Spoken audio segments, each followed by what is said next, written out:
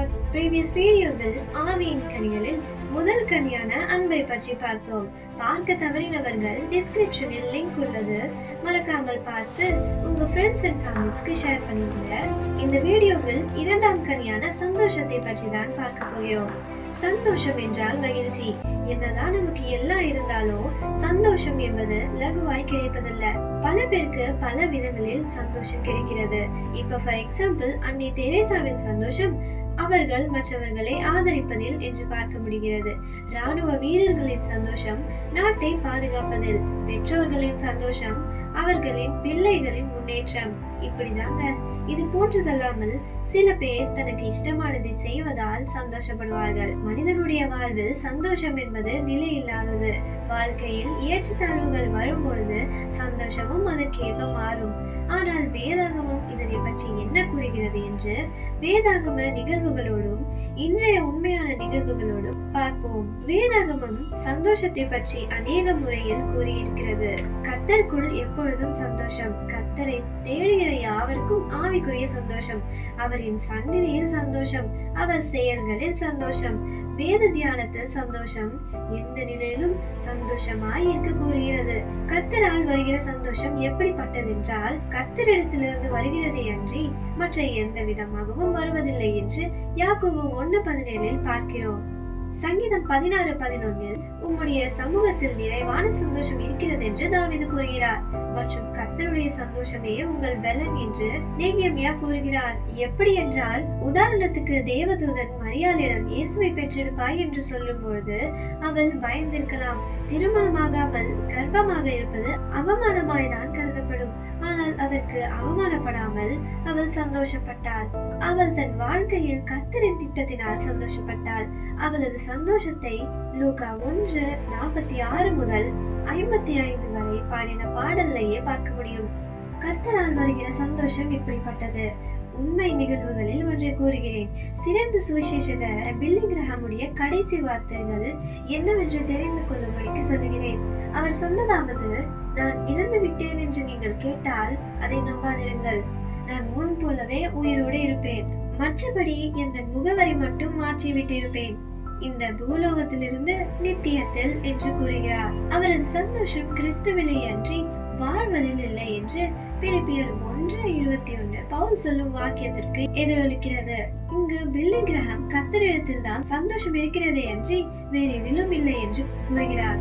சோதனைகளின் மத்தியில் சந்தோஷம். யாக்கோபு 1:2-3 நீங்கள் பலவிதமான சோதனைகளில் அகப்படும் பொழுது உங்கள் விசுவாசத்தின் பரீட்சையானது பொறுமையை உண்டாக்கும் என்று அறிந்து அதை மிகுந்த சந்தோஷமாக எண்ணுங்கள் என்று இயேசு கிறிஸ்துவின் சகோதரன் யாக்கோபு கூறுகிறார். வேதாகம உதாரணமாக பவுலையும் சீலாவையும் பார்ப்போம். இயேசுவை பற்றின சுவிசேஷத்தின் காரணமாக இருவரும் சிறைச்சாலையில் அடைக்கப்பட்டார்கள். அங்கு வேதனையாய் பெரிய மரக்கட்டைகளுக்கு இடையில் அவர்களின் கால்கள் கட்டுப்பட்டவர்களாய் இருந்த நிலையிலும் கர்த்தருடைய நாமத்தை பாடி துதித்தார்கள். துதித்த உடனே சிறைச்சாலையின் அஸ்திவாரங்கள் அசைந்து கதவுகள் திறக்கப்பட்டது. இங்கு சோதனைகள் மத்தியில் பவுலும் சீலாவும் சந்தோஷமாய் பாடி துதித்து விடுதலை பெற்றார்கள். உண்மையான சந்தோஷம் கர்த்தருடைய பிரசன்னத்தில் தான் கிடைக்கும். உண்மை சம்பவத்தில் நிக் கோஜிகிங் என்றவர் பிறக்கும் பொழுதே கால்கள் மற்றும் கைகள் இல்லாமல் பிறந்தார்.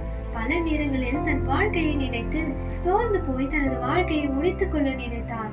ஆனால் கர்த்தரின் சந்நிதியில் சந்தோஷத்தை உணர்ந்த அவர் உண்மையான சந்தோஷத்தை கண்டார். இன்றைக்கு அவருக்கு இருக்கிற குறைகளின் மத்தியில் சந்தோஷமாய் குடும்பத்தோடு இருக்கிறார். இன்றைய நாளில் பிரபல சுவிசேஷகராகவும் உலகளவில் ஊக்கமளிக்கும் பேச்சாளராகவும் இருக்கிறார். வாழ்க்கையை முடிக்கணும் என்று நினைத்தவர் இன்றைய நாளில் லட்சக்கணக்கானவர்களை தினமும் ஊக்குவித்து வருகிறார். ரட்சிப்பினால் வருகிற சந்தோஷம். மனம் திரும்புகிற ஒரு பாவி நிமித்தம் பரலோகத்தில் சந்தோஷம் அல்ல மிகுந்த சந்தோஷம் உண்டாயிருக்கும் என்று லூக்கா 15:7 வாசிக்கிறோம் இல்லையா? இயேசு சொன்ன உவமைகளில் ஒரு மனிதனுக்கு 100 ஆடுகள் இருந்து அதில் ஒன்று காணாமல் போய் பின்பு கண்டுபிடிக்கப்பட்டு அவன் அதை தன் தோள் மேல் போட்டுக்கொண்டு சிநேகிதர்களோடு சந்தோஷப்பட்டதை ரட்சிப்பினால் வருகிற சந்தோஷத்துக்கு உதாரணமாக ஒப்பிடலாம். இங்கு மேய்ப்பன் நம் இயேசு கிறிஸ்து. பாவியான நம்மில் ஒருவர் ரட்சிக்கப்பட்டால் மொத்த பரலோகத்திலே சந்தோஷம் உண்டாகும் என்று கூறுகிறார். உண்மையான சம்பவத்தில் வில்ஃப்ரெடோ டி என்பவர் சிகாகோவில் போதைப்பொருள் மற்றும் வன்முறைகளின் மத்தியில் வாழ்ந்து வந்தவர். வாழ்க்கையில் பல முறை நிம்மதி மற்றும் சந்தோஷத்தை இழந்தவர். ஆனால் இயேசுவை சந்தித்த பொழுதுதான் எல்லாம் மாறினது. அன்று போதைப் பொருளுக்கு அடிமையா இருந்த அவர் இன்று சபையின் போதகராக இருக்கிறார். ஆயிரக்கணக்கான மக்களுக்கு தான் பெற்ற ரட்சிப்பை பகிரும்படிக்கு ரட்சிப்பின் சந்தோஷத்தை கண்டறிய நாள்தோறும் உதவுகிறார். கர்த்தருக்குள் எப்பொழுதும் சந்தோஷம். இதனை தான் பிலிப்பியர் 4:4 கர்த்தருக்குள் எப்பொழுதும் சந்தோஷமாயிருங்கள் என்று மறுபடியும் உங்களுக்கு சொல்லுகிறேன் என்று பவுல் கூறுகிறார். உடன்படிக்கை பெட்டி எருசலேமுக்கு கொண்டு வருகிற பொழுது தாவீது சந்தோஷத்தோடு நடனமாடினார். மக்கள் என்ன நினைப்பார்கள் என்பதை பற்றி அவர் கவலைப்படவில்லை. கர்த்தரில் எப்பொழுதும் சந்தோஷமாய் இருப்பவர் என்று அவரின் சங்கீதங்களே காட்டுகின்றன அல்லவா?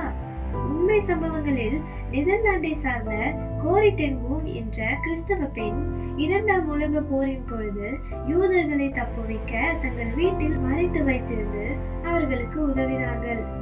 ஆனாலும் அவர்கள் பிடிபட்டு கைது செய்யப்பட்டார்கள். அவளும் அவள் சகோதரியும் பயங்கரமான துன்பங்களை சந்தித்தனர். ஆனாலும் அவள் சகோதரி பெட்சிக்கு எப்பொழுதும் சந்தோஷமாக இருங்கள் என்று 1 தெசலோனிக்கேயர் 5:16 நினைவூட்டினார். மேலும் தங்கள் இருப்பிடத்தில் பூச்சிகள் வந்திருந்ததால் கர்த்தருக்கு நன்றி தெரிவித்தார்கள். அந்த பூச்சிகளினால் காவலாளர்கள் அங்கு இல்லாதிருந்தார்கள். அந்த நேரத்தை உபயோகித்து அவர்கள் வேதாகமத்தை தாராளமாக வாசிக்கவும் மற்றவர்களை உற்சாகப்படுத்தவும் ஊக்குவித்தார்கள். துன்பத்திலும் கூட கர்த்தரின் நிமித்தம் சந்தோஷமாயிருந்தார்கள். நம்முடைய நிலையில்லாத வாழ்க்கையில் நம்மை மறவாமல் நினைக்கின்ற அவருக்கு மறக்காமல் தினமும் நன்றியை சொல்லுங்கள். அவர் சந்நிதியில் அதிக நேரம் செலவிடுங்கள். உயர்வானாலும் தாழ்வானாலும் எந்த நிலையாயிருந்தாலும் எப்பொழுதும் சந்தோஷமாயிருங்கள். மற்றவர்களை சந்தோஷப்படுத்தலனாலும் துக்கப்படுத்தாதிருங்கள். முடிந்த அளவுக்கு கிறிஸ்துவுக்குள் இருக்கிற நம் சந்தோஷம் மற்றவர்களுக்கு காணப்படுவதாக. இன்னொரு வீடியோவில் சந்திப்போம். God bless you.